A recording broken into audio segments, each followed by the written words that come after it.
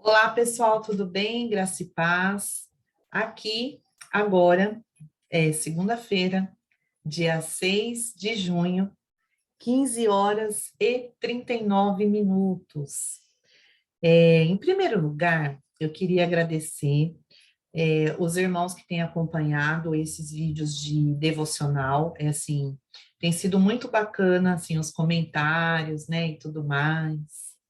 Os comentários assim engraçadinhos, né? Vem lá do Japão os comentários, mas eu fico muito feliz que vocês deixem os comentários ali, principalmente quem de fato tem conseguido absorver e aprender alguma coisa, né? Eu faço de coração mesmo, assim, falar da palavra de Deus, assim, se deixar, gente, eu falo da palavra de Deus, eu falo da Bíblia o dia inteiro, porque é algo assim que eu sou apaixonada. Eu sou apaixonada pela palavra de Deus, apaixonada. E esse livro de Neemias, ele tem sido um livro muito importante para mim, né? Como eu comentei com vocês, é um livro que eu tenho estudado, né, junto com o grupo de mulheres no nosso discipulado da igreja, onde eu frequento. E ele tem nos ensinado demais, ele tem ministrado muito aos nossos corações. E nós temos colhido os frutos já dessas ministrações, né? Porque cada ministração, cada aprendizado que a gente coloca em prática, a gente colhe fruto disso. Esse é o objetivo da palavra de Deus. A palavra de Deus, ela não foi feita só para nós ouvirmos, mas ela foi feita para que Deus deixou, né, melhor dizendo, ele deixou a palavra dele para nós, para que nós tenhamos ela como nosso orientador. A Bíblia, ela tem que ser o nosso livro de cabeceira, ela tem que ser a nossa bússola. Se eu me digo, assim, se eu me digo cristã, né, se eu me intitulo cristã, evangélica ou cristã católica, não importa, né? Assim, se eu me intitulo cristã e eu não tenho a Bíblia como a bússola da minha vida, tem alguma coisa errada comigo, né? Se eu me intitulo cristã, grito aos quatro ventos, né? Ah, eu sirvo a Deus, eu sou cristã e tudo mais. E eu não ando segundo os princípios, os ensinamentos e mandamentos da palavra de Deus, tem alguma coisa errada, né? Então, se deixar, eu fico falando da Bíblia aqui, sei lá, ad eterno, né? E hoje nós vamos para o capítulo 2, né? E o contexto do capítulo 2 é quando Neemias é enviado a Jerusalém. E é muito bonito esse capítulo, foi um capítulo que ministrou muito a minha vida, e dele eu consegui tirar 12 lições que eu aprendi aqui com Neemias, 12 lições para a gente ter Deus ao nosso lado em todo o tempo e trabalhando ao nosso favor, tendo a mão forte de Deus a nosso favor em nossa vida, em todas as áreas, em tudo aquilo que a gente precisar. E eu vou falar disso com vocês,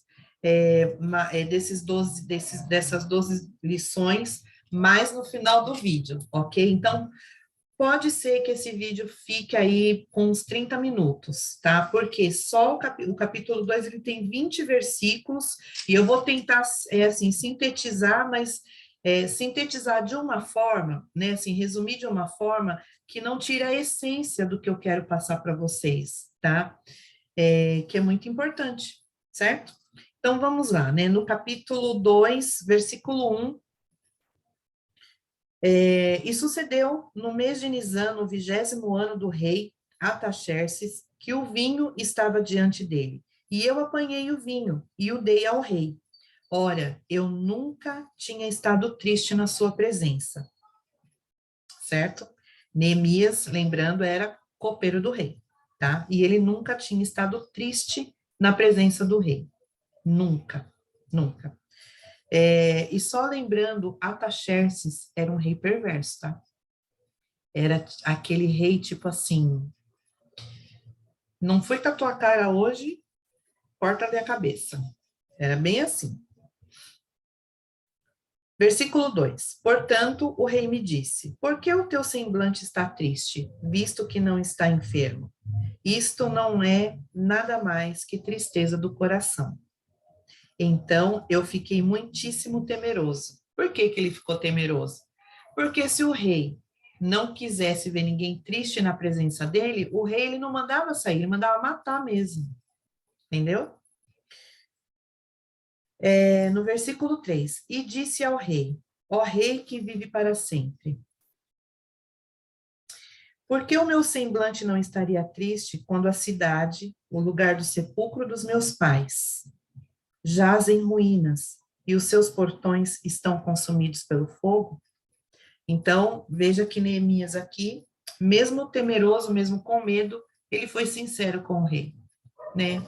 Por quê? Ele foi sincero com o rei porque o rei também teve ali um quê de sensibilidade com ele. No versículo 2, o rei disse o seguinte: isto não é nada mais que tristeza do coração. Isso demonstra uma certa sensibilidade, ok? E aí Neemias foi sincero com o rei e disse que ele estava triste porque a cidade dos pais dele estava destruída. No versículo 4, então o rei me disse, que me pedes tu? Olha só, um rei perguntando para um copeiro, que me pedes tu? E aí Neemias, assim orei ao Deus do céu, aquela oração rapidinha, relâmpago, Senhor, é agora. Ele me perguntou o que eu estou pedindo para ele. Entra no coração e na mente desse homem e trabalha a meu favor. Oração relâmpago, né? Mas a gente não pode esquecer que Neemias, ele vinha de um tempo de consagração, choro, jejum e oração, arrependimento, pedido de perdão sincero, se colocou na brecha pelo povo, se sensibilizou com a dor de um povo que ele nem conhecia. Entendem? Neemias já vinha de um período de consagração. E aí no versículo 5, Neemias diz assim: e eu disse ao rei, se for do agrado do rei, e se o teu servo tem achado graça à tua vista, ou seja, se eu tenho trabalhado de acordo com a tua vontade, se eu tenho te servido de forma digna e respeitosa, tá? Que tu me envies ajudar a cidade do sepulcro dos meus pais, para que eu possa edificá-la. Esse versículo 5, em particular, me arrepia até agora, porque foi um versículo que o Senhor falou muito ao meu coração sobre uma questão que eu estou passando, um problema que eu estou vivendo, e que muito tirava a minha tranquilidade, muito tirava a minha paz mesmo, de verdade. Eu ficava ansiosa, eu perdia a noite de sono, né? Porque eu queria resolver pela força do meu braço, e pela força do meu braço eu não consigo resolver nada, né? E eu já tinha colocado isso nas mãos do Senhor, mas por imprudência, por falta de entendimento, né? Por falha mesmo humana, eu sou humano como qualquer outra pessoa, né? E eu erro, eu peco como qualquer outro ser humano, né? Então, nesse caminho de amadurecimento espiritual, a gente vai falhar muitas vezes, muitas vezes. E nessa minha falha de querer tirar o controle, né, de Deus e fazer do meu jeito, eu sofria muito. E quando eu li, eu acredito que pela quarta ou quinta vez que eu estava lendo aqui o capítulo 2, o versículo 5 ele falou demais ao meu coração, demais.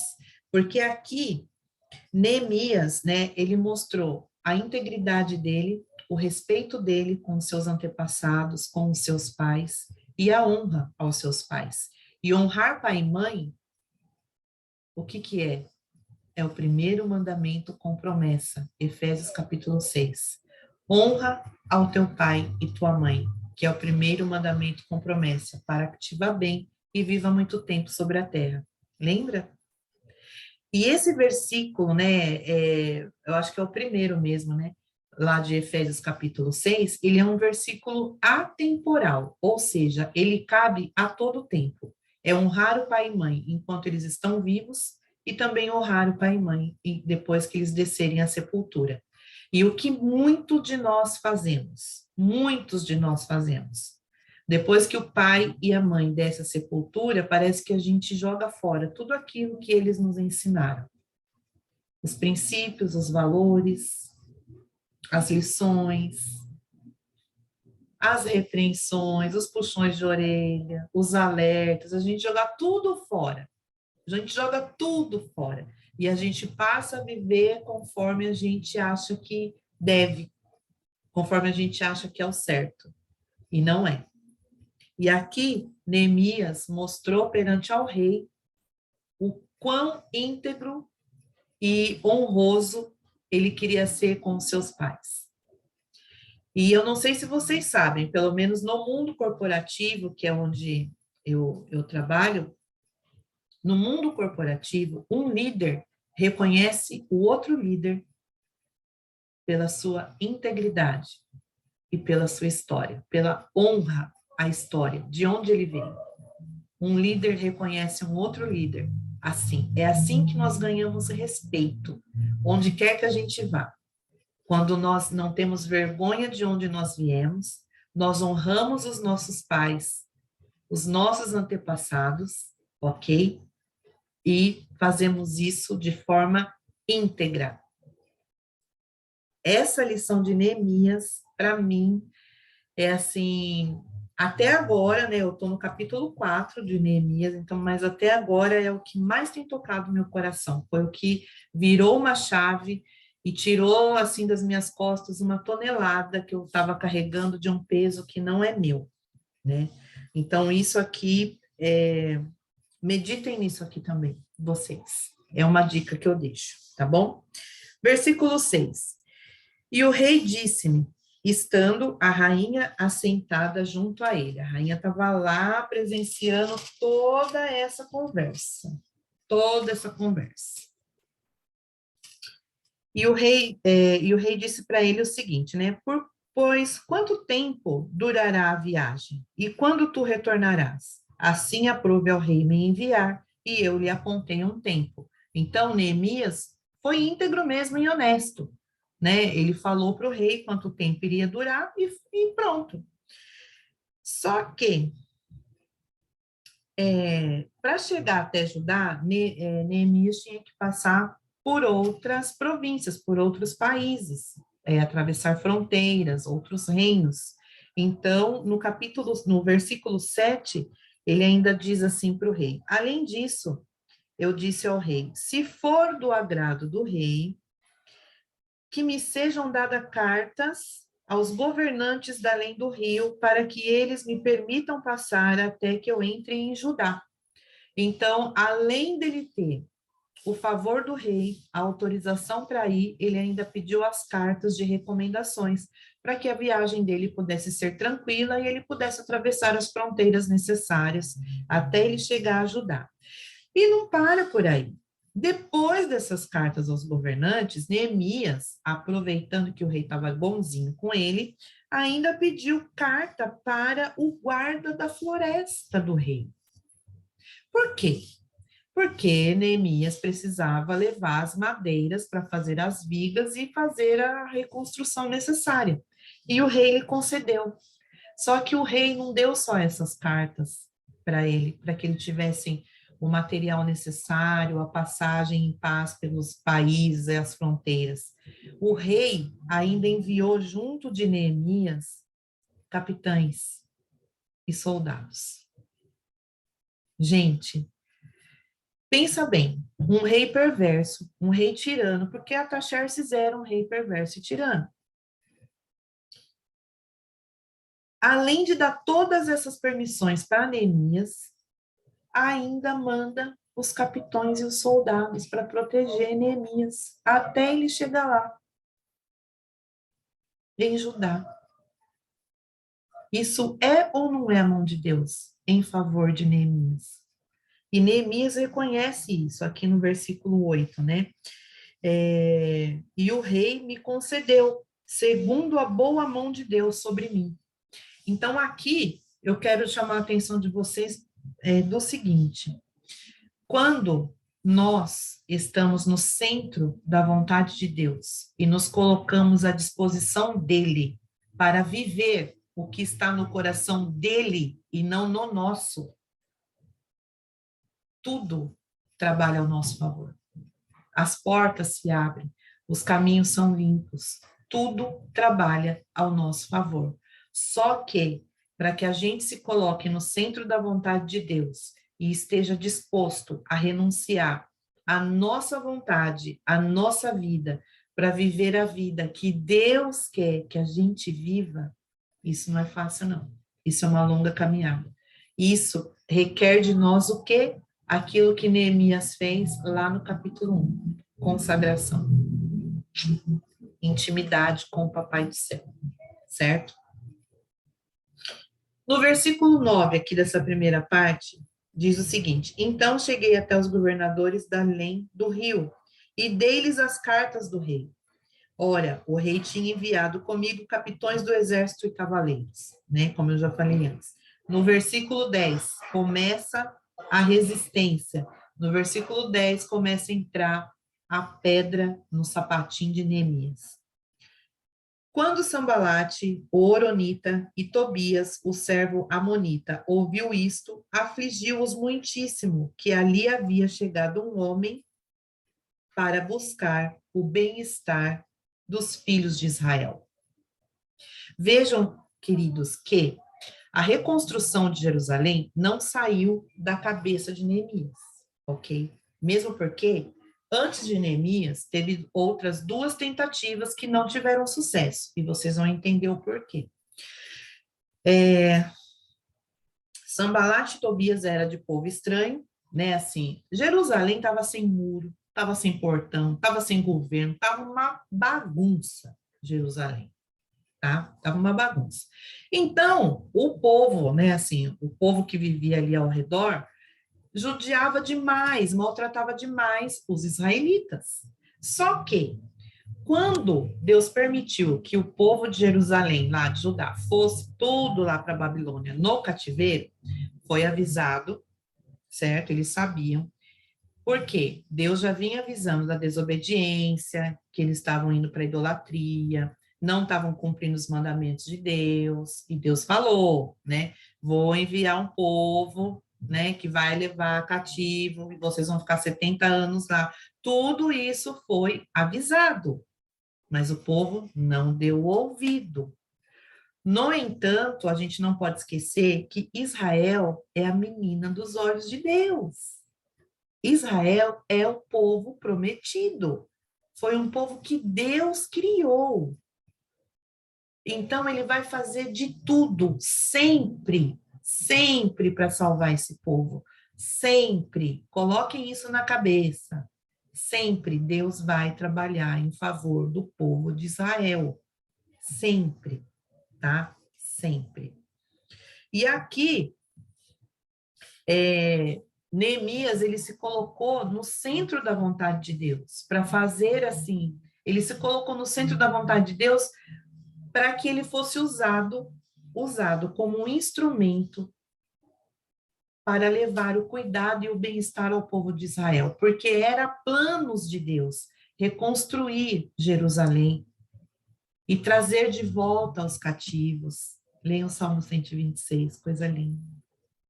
Quando os cativos vêm de volta a Sião. Ai, gente, é lindo esse salmo.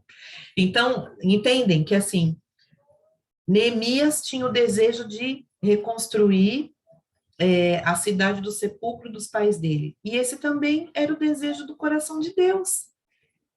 E aí Neemias se consagrou, Neemias entrou na brecha pelo povo de Israel, Neemias pediu perdão pelos pecados do povo de Israel, Neemias se arrependeu pelos pecados do povo de Israel, ele se consagrou ao Senhor.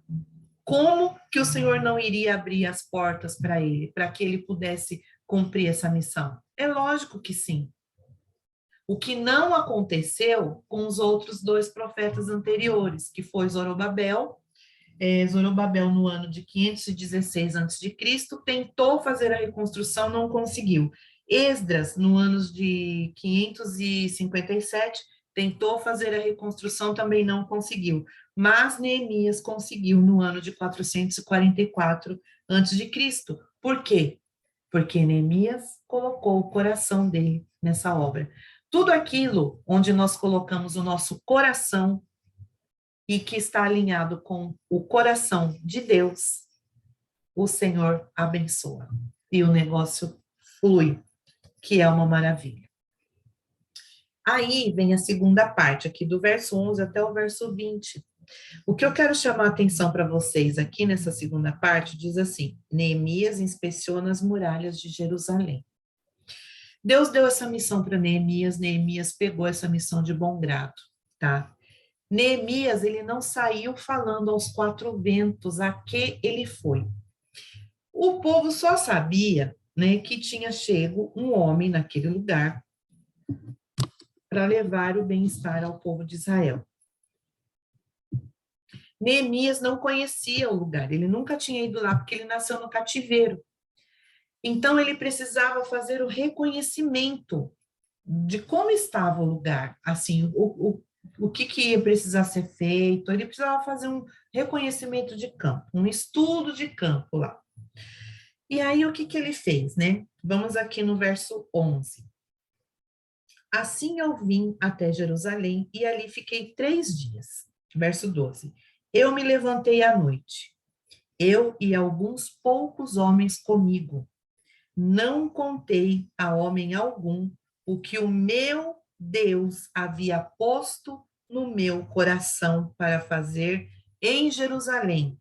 Nem havia qualquer animal comigo, salvo aquele que eu montava. Aqui, nesse versículo 12, quando eu li,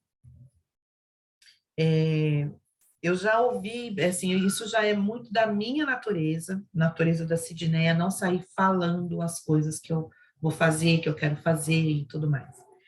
Isso já é muito meu. Mas, assim, quando eu li esse versículo 12, referente a esse problema que eu comentei no início, né, que o versículo 5 falou ao meu coração, é assim, foi muito, é assim, sabe quando junta, assim, assim, foi muito, é, meu Deus, me fugiu a palavra agora, mas assim, foi muito alinhado, sabe? Então, olha, eu ministrei isso ao teu coração. Foi Deus falando assim comigo mesmo. Eu ministrei isso ao teu coração. Agora, faço o reconhecimento de campo, mas não conta para ninguém o que eu coloquei no teu coração. Entendem? Existem coisas, meus queridos, que a gente não pode comentar com ninguém. Sabe por quê? Porque nem todo mundo está na mesma linha de pensamento que a gente. Para Neemias, ele estava debaixo da mão de Deus. Ele estava, assim, com o poder de Deus a favor dele. Ele sabia disso. Mas a grande maioria dali, daqueles homens, daquelas pessoas que estavam ao redor dele, nem todo mundo acreditava mais que seria possível reconstruir aqueles muros, reconstruir a cidade. Então, ele não podia falar, e ele não falou. Tem até um livro de uma pastora americana que chama Joyce Meyer, é o nome dela. O livro chama Eu e Minha Boca Grande. Procurem esse livro, quem puder, quiser, comprem e leiam. É maravilhoso. É maravilhoso. O livro chama Eu e Minha Boca Grande, de Joyce Meyer. Ela é uma pastora americana com uma história de vida de grande superação. Então, quando eu li esse versículo 12, foi outra coisa que virou uma chave. Então, assim, se eu já sou calada com relação às minhas coisas, mais calada eu ficarei, certo? E isso serve para nós em todas as áreas da vida. Quando você consegue, assim, quando você tem a intenção, por exemplo, de realizar uma viagem, de comprar alguma coisa para você e para sua família, sabe? Qualquer coisa. Não é para todo mundo que a gente deve sair falando aquilo que Deus coloca no nosso coração de desejo. Porque nem todo mundo está na mesma vibração que a gente, está com a mesma ideia. Enquanto você está ligado na intimidade com Deus, o outro não está. E o outro pode ser uma pessoa tóxica, tá? Que vai colocar areia no teu sonho, naquilo que Deus colocou no teu coração. Aí a sua energia vai lá para baixo. Aí você não vai ter força, sabe? Para poder vencer aquilo e voltar a lutar por aquilo que você quer, por aquilo que Deus colocou no teu coração. Então, toma cuidado para quem você conta as tuas coisas. Versículo 13. E eu saí à noite junto ao portão do vale, a saber, diante do poço do dragão, até a porta do esterco, e vi as muralhas de Jerusalém, as quais estavam demolidas, e os seus portões estavam consumidos pelo fogo. 14. Então, segui adiante até o portão da fonte e a piscina do rei, mas não havia lugar para o animal que estava debaixo de mim passar. Ai, no versículo 15. Então eu subi à noite pelo ribeiro e vi a muralha, e voltei e entrei pelo portão do vale, e assim retornei. 16. E os governantes não souberam onde eu fui, nem o que eu fiz, tampouco o que eu tinha dito aos judeus. Olhem só. E os governantes não souberam aonde eu fui, nem o que eu fiz, e tampouco o que eu tinha dito aos judeus, nem aos sacerdotes, nem aos nobres, nem aos governantes, nem aos mais que faziam a obra. Ou seja, foi tudo feito na discrição. 17. Então eu lhes disse: vós vedes a angústia na qual estamos, como Jerusalém está assolada, e aos seus portões estão queimados pelo fogo? Vinde e edifiquemos a muralha de Jerusalém, para que não sejamos mais um opróbrio. Ou seja, ele chamou o povo: venham, venham e vamos edificar as muralhas de Jerusalém, para que não sejamos mais o opróbrio, a chacota, o povo na desgraça. Entende? 18. Então eu lhes contei como a mão de Deus foi boa sobre mim, bem como as palavras que o rei me tinha falado. E eles disseram: levantemo-nos e edifiquemos. Assim eles fortaleceram as suas mãos para estabelecer a boa obra. No 19, mas quando ouviram isto, Sambalate, o Eronita, e Tobias, o servo amonita, e Gesem, o árabe, riram de nós por escárnio e nos desprezaram e disseram: que coisa é esta que fazeis? Quereis rebelar-vos contra o rei? Tá vendo? Se ele tivesse falado antes, e o Sambalate, o Tobias e o Gesem tivessem sabido antes o propósito dele lá, que era reconstruir as muralhas, esse riso, essa zombaria teria contaminado o povo antes que Neemias desse a voz de comando para o povo se unir para reconstruir os muros de Jerusalém. Aí, o povo contaminado, Neemias não teria a mão de obra necessária para fazer essa reconstrução. Olha a importância de fazer as coisas em silêncio e de forma discreta. Verso 20 e último. Então lhes respondi e disse: o Deus do céu, ele nos fará prosperar. Por isso, nós, os seus servos, levantaremos e edificaremos, mas vós não tendes parte alguma, nem direito, nem memorial em Jerusalém. Então, aqui no verso 20, Neemias ele afirma que Deus está à frente dele e Deus está junto do seu povo. Toda vez que a gente se levanta em favor da obra de Deus, Deus vai à nossa frente e ele coloca ao nosso lado as pessoas certas para caminhar conosco, para que a gente consiga atingir esse objetivo. Certo? Toda vez. Se está alinhado com a vontade de Deus, não há o que impeça. Não há o que impeça. Mais para frente, vocês vão ver que esses três rapazinhos aqui, eles tentaram infernizar a vida do povo e de Neemias o máximo que eles puderam. Só que eles não tiveram sucesso. Por quê? Porque Deus estava junto deles.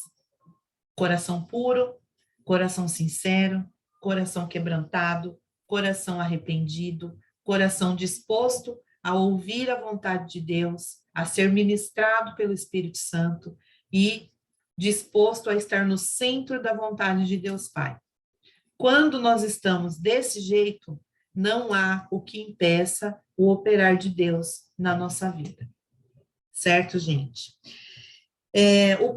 Na próxima semana eu vou falar do capítulo 3, e aí já vai começar a reconstrução da muralha, né? E eu vou deixar aqui para vocês quais foram as 12 lições, espera que eu anotei aqui na minha Bíblia, eu vou ter que ficar virando ela. As 12 lições que eu tirei para mim, tá, desse capítulo 2, né? Primeiro, Neemias, ele teve um posicionamento diante do rei. Segundo, ele usou de sinceridade. Terceiro, ele foi submisso ao rei. Quarto, obediência. Ele sempre foi obediente na sua função de copeiro e também obediente a Deus. Quinto, coragem. 6, discrição. 7, confiança. 8, fé. 9, autoridade. 10, sabedoria. 11, estratégia. 12, humildade. Foram as 12 lições que eu consegui extrair, certo? Se vocês, na leitura pessoal de cada um, conseguir mais do que isso, aí vocês comentem que vai ser muito bacana, muito legal. Deixa eu ver se tem mais alguma coisa que eu gostaria de comentar com vocês sobre isso. Ah, sim, a reflexão desse devocional. Eu gostaria muito que vocês refletissem no seguinte: Deus, tá? Ele sempre prova os seus filhos, né? Assim, não tem. Gente, não tem vida fácil, não, para quem quer servir a Deus, né? Assim, eu não sei se as pessoas que comentam aqui, se elas estão frequentando já alguma igreja, se não estão, como tá aí a situação, assim, espiritual de cada um, eu não sei como está, não sei. Mas uma coisa é certa, quando a gente decide fazer a vontade de Deus, caminhar com Deus e ser um discípulo de Jesus, que é diferente de ser seguidor, tá? Nós fazemos muitas renúncias, né? A gente deixa muita coisa da nossa vida que nos dá prazer, prazer carnal, para trás. Porque aonde habita a graça, não habita o pecado. Entende, gente? Não querendo ser puritana, mas é bem assim mesmo. Isso é a palavra de Deus. Então, eu gostaria que vocês refletissem no seguinte: nós que queremos viver uma vida com Deus e ser um discípulo de Jesus Cristo, nós sempre seremos provados. Sempre. Nós sempre passaremos por processos. E todo processo que o Senhor permite que a gente passe tem um propósito. E o propósito é a vontade de Deus se cumprir na nossa vida para que o propósito dele se cumpra através de nós. Entendem? E Deus, muitas vezes, ele nos revela o propósito dele para a gente, mas ele não revela o processo. Não revela. Lembra da história de José.